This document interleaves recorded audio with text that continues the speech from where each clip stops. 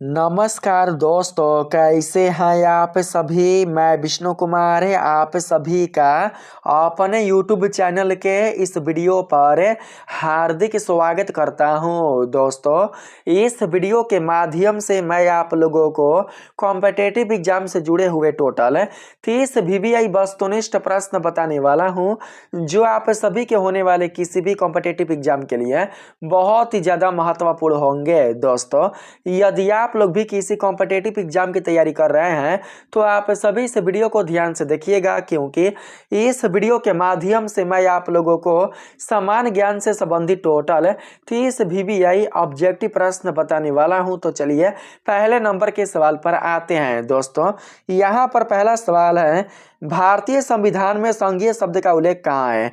भारत के संविधान में संघीय शब्द का उल्लेख कहाँ किया गया है। आप लोगों के ऑप्शन है प्रस्तावना में, भाग 1 में, कहीं नहीं, या अनुच्छेद 368 में। तो पहला का सही आंसर आप लोग बताएंगे कहीं नहीं। तो सही आंसर होगा ऑप्शन नंबर सी। आप लोग याद रखेंगे, भारतीय संविधान में संघीय शब्द का उल्लेख भारतीय संविधान के किसी भी पेज में नहीं किया गया है, इसलिए आप लोग याद रखेंगे ऑप्शन नंबर सी को, यानी कि कहीं नहीं। चलिए 2 नंबर के सवाल में आते हैं। तो इसमें आपसे पूछा गया है, पीटर्स इंडिया एक्ट कब पारित हुआ। पीटर्स इंडिया एक्ट कब पारित हुआ। तो 2 का राइट आंसर बताएंगे 1784 को। तो right answer option number B होगा। अगला प्रश्न है 3 नंबर के सवाल में, अजंता की गुफाएं किस राज्य में स्थित है। तो इसका राइट आंसर मिलेगा दोस्तों महाराष्ट्र में। तो सही आंसर आपको ऑप्शन नंबर बी मिलेगा।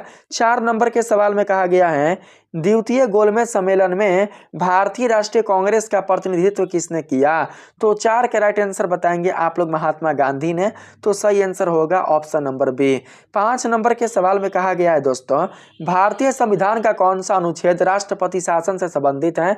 तो 5 के राइट आंसर बताएंगे आप लोग अनुच्छेद 356 से। क्या होगा, अनुच्छेद 356 से। याद रखेंगे, भारतीय संविधान के अनुच्छेद 356 से ही राष्ट्रपति शासन संबंधित होता है।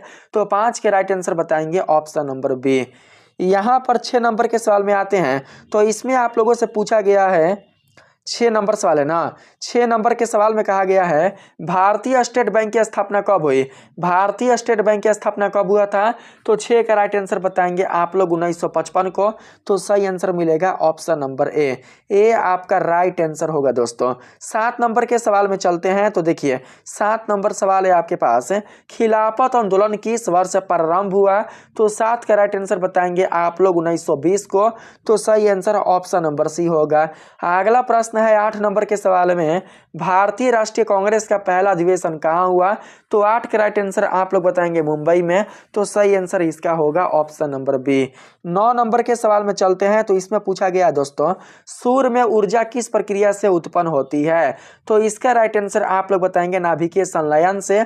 तो correct answer option number C होगा। 10 नंबर के सवाल में कहा गया है, शेर शाह सूरी का मकबरा कहाँ स्थित है। शेर शाह सूरी का मकबरा कहाँ है। तो सासाराम में। राइट आंसर होगा ऑप्शन नंबर बी। अगला प्रश्न है दोस्तों, भारतीय रिजर्व बैंक का मुख्यालय कहाँ है। भारतीय रिजर्व बैंक का मुख्यालय कहाँ है, किस शहर में है। तो इसका राइट आंसर क्या होगा। तो आप लोग बताएंगे मुंबई होगा। मुंबई में ही भारतीय रिजर्व बैंक का मुख्यालय है। तो सही आंसर आपका बी मिलेगा। नेक्स्ट प्रश्न है 12 नंबर में, माउंट एवरेस्ट किस देश में स्थित है। तो दोस्तों आप लोग बताएंगे नेपाल देश में। तो 12 का राइट आंसर क्या होगा, नेपाल चीन सीमा बताना आप लोग, ठीक है। केवल नेपाल नहीं बताइएगा, केवल नेपाल आप लोगों का गलत हो जाएगा। अगर ऑप्शन में नेपाल के साथ नेपाल चीन सीमा दिया है तो दोस्तों आप लोग इसी को ही बताएंगे, लेकिन अगर ऑप्शन में केवल नेपाल रहेगा और नेपाल के अलावा बिल्कुल भी नेपाल चीन सीमा नहीं रहेगा, तो ऐसे में दोस्तों आप लोग नेपाल को ही बताइएगा, ठीक है। तो यहाँ पर आपका डी होगा बिल्कुल राइट आंसर। 13 नंबर के सवाल में चलते हैं। तो कहा गया है, विटामिन डी की कमी से कौन सा रोग होता है। विटामिन डी की कमी से उत्पन्न होने वाला रोग कौन है। तो 13 का राइट आंसर क्या मिलेगा। तो आप लोग बताएंगे रिकेटस। विटामिन डी की कमी से जो रोग उत्पन्न होता है उसका नाम क्या है। तो आप लोग बताएंगे रिकेटस। तो सही आंसर होगा ऑप्शन नंबर सी। अगर आपसे कोई प्रश्न करेगा दोस्तों कि विटामिन डी की प्राप्ति कहाँ से होती है, तो दोस्तों आप लोग बताएंगे सूर्य के प्रकाश से। सूर्य के प्रकाश से हमारे शरीर को विटामिन डी की प्राप्ति होती है।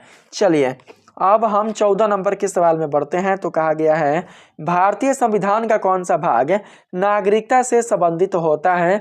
तो 14 का राइट आंसर बताएंगे भाग 2। क्या? तो भाग 2 याद रखना, बिल्कुल भी आप लोग इसे नहीं भूलिएगा। भारतीय संविधान का दूसरा भाग ही नागरिकता से जुड़ा होता है, नागरिकता से संबंधित होता है। तो सही आंसर ऑप्शन नंबर बी मिलेगा। 15 नंबर के सवाल में आते हैं। तो देखिए 15 नंबर सवाल है आपके पास, हड़प्पा सभ्यता का काल लगभग किस समय माना जाता है? किस समय का माना जाता है? तो 15 का राइट आंसर आप लोग बताएंगे 3000 ईस्वी से 2000 ईस्वी पूर्व। ईस्वी नहीं बोलेंगे, ईसा पूर्व बोलेंगे। 3000 से 2000 ईसा पूर्व। सही आंसर ऑप्शन नंबर सी मिलेगा। 16 नंबर के सवाल में पूछा गया है राष्ट्रीय आय का सूत्र क्या है? इनमें से कौन सा सूत्र राष्ट्रीय आय का होता है? तो 16 का राइट आंसर बताएंगे आप लोग C plus I plus G plus गुणा G plus X minus M. Correct answer होगा ऑप्शन नंबर सी। 17 नंबर के सवाल में कहा गया है दोस्तों भारतीय संविधान में कुल कितनी अनुसूचियां हैं? तो 12। सही आंसर होगा ऑप्शन नंबर सी। 18 नंबर के सवाल में आते हैं। तो इसमें कहा गया है बक्सर का युद्ध कब हुआ? बक्सर का युद्ध कब हुआ था? तो 18 का राइट आंसर आप लोग बताएंगे दोस्तों 1764 को। तो सही आंसर होगा ऑप्शन नंबर बी। 19 नंबर के सवाल में आते हैं। तो इसमें आप लोगों से पूछा गया है नर्मदा नदी किस दिशा में बहती है? तो 19 का राइट आंसर आप लोग बताएंगे पूरब से पश्चिम दिशा की ओर। तो सही आंसर होगा ऑप्शन नंबर ए। 20 नंबर के सवाल में आए तो कहा गया है चंद्रगुप्त मौर्य के गुरु कौन थे? चंद्रगुप्त मौर्य के गुरु कौन थे? गुरु का नाम क्या था? तो दोस्तों आप लोग 20 का राइट आंसर बताएंगे विष्णुगुप्त। तो सही आंसर होगा ऑप्शन नंबर बी। अगला प्रश्न है दोस्तों 21 नंबर में भारतीय संसद के कितने अंग है? तो इसका राइट आंसर आप लोग बताना दोस्तों 3 गो। तो सही आंसर होगा ऑप्शन नंबर बी। अगला प्रश्न है 22 नंबर के सवाल में नवाब सिराजुद्दौला किस राज्य के शासक थे? नवाब सिराजुद्दौला किस राज्य के शासक थे? किस राज्य के राजा थे? तो 22 के राइट आंसर आपका होगा बंगाल के। तो सही आंसर आपका बी मिलेगा। 23 नंबर के सवाल में बढ़ते हैं। तो कहा गया है दोस्तों भारतीय संविधान की प्रस्तावना में कितने आदर्श हैं? तो सही आंसर आप लोग 23 का बताएंगे दोस्तों कितना? तो 23 का हो जाएगा आप लोगों का 5 आदर्श है। तो correct answer option number C होगा। 24 नंबर के सवाल में कहा गया दोस्तों विक्रम संवत की शुरुआत किसने की? तो 24 के राइट आंसर आप लोग बताएंगे विक्रमादित्य ने। तो सही आंसर ऑप्शन नंबर बी होगा। 25 नंबर सवाल है आपके पास नीति आयोग का अध्यक्ष कौन होता है? नीति आयोग का अध्यक्ष कौन होता है? तो 25 का राइट आंसर आप लोग बताएंगे प्रधानमंत्री। तो सही आंसर ऑप्शन नंबर बी होगा। 26 नंबर का सवाल है दोस्तों काबुलीवाला के यहाँ पर पूछा गया है काबुलीवाला के लेखक कौन है? काबुलीवाला के लेखक कौन है? तो 26 के राइट आंसर बताना आप सभी रविंद्रनाथ टैगोर। तो सही आंसर मिलेगा ऑप्शन नंबर बी। 27 नंबर सवाल में आपसे कहा गया है दोस्तों भारतीय अंतरिक्ष अनुसंधान संगठन की स्थापना कब हुई? यानी कि इसरो की जो स्थापना है वो कब हुआ? तो आप लोग 27 के राइट आंसर दोस्तों बताएंगे 1969 को। तो सही आंसर मिलेगा ऑप्शन नंबर सी। नेक्स्ट प्रश्न है राष्ट्रपति का कार्यकाल कितने वर्षों का होता है? तो राष्ट्रपति का कार्यकाल होता है 5 वर्षों का। तो सही आंसर क्या मिलेगा? राष्ट्रपति है ना जी। तो राष्ट्रपति का जो कार्यकाल है वो होता है 5 वर्षों का। सही आंसर होगा ऑप्शन नंबर बी। नेक्स्ट प्रश्न है भारत का संविधान विश्व का कौन सा सबसे लंबा लिखित संविधान है? तो दोस्तों आप लोग 29 के राइट आंसर बताएंगे पहला, क्योंकि पूरे विश्व भर में हमारे भारत देश का ही सबसे लंबा लिखित संविधान बना हुआ है। तो करेक्ट आंसर आप लोग ऑप्शन नंबर ए को बताएंगे।